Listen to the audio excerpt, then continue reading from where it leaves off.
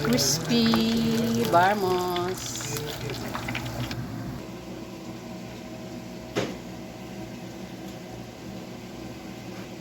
Guys, meron tayong 1 kilo of ground beef para sa ating Barmos. Yan. At meron tayong 1 kilo of onions. Kailangan maraming siyang onions, guys, para masarap yung ating Barmos. Ito nagpapasarap. At imikos-mikos natin siya, guys, para ma-mix doon sa meat yung lasa ng onions. Ngayon, guys, lagyan natin siya ng salt. Yan.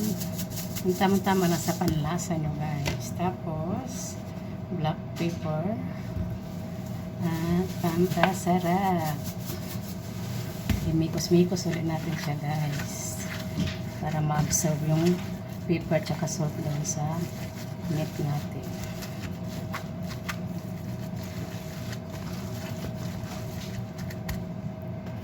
Magkuha tayo ng konti, guys. Itatry natin sa microwave kung tama na yung lasa. So ito, guys, tatry na natin sa microwave. Tikman natin kung tama lang ang kulang pa ng asin, guys. So dagdagan natin siya. Salt and black pepper. Ito, guys, okay na yung lasa niya. Tama na siya. Yung doon niya, guys, 4 cups of flour and 1/4 of cooking oil and salt. Ito lang yan siya, guys. Parang sa sambu-sabok ko lang, guys, na dough. So mag-start na tayo, guys, ngayong gumawa.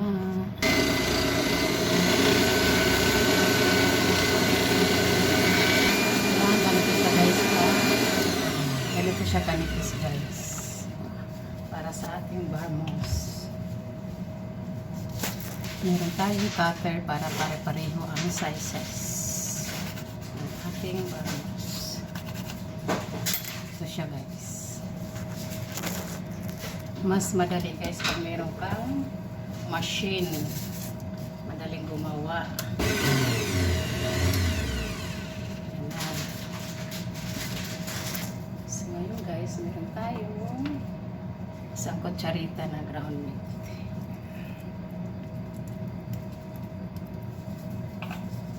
Tapos ipupod natin siya ng paganyan. Parang nagpiplits ka lang. Yung index finger mo kailangan nasa middle siya palagi para mag-form ang dough ng round. Itulak ko lang siya papasok. So, ito na siya, guys, yung ating Barmos. Hindi ito mawawala, guys. Kailangan araw-araw present sa lamesa. The same sa sambu-sabok yan. Barmos is their favorite.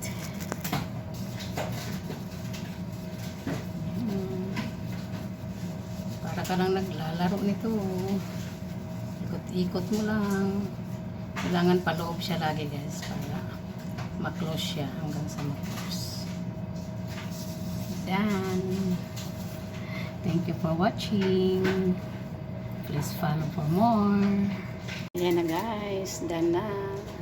Ready to fry na, guys, yung ating Barmos.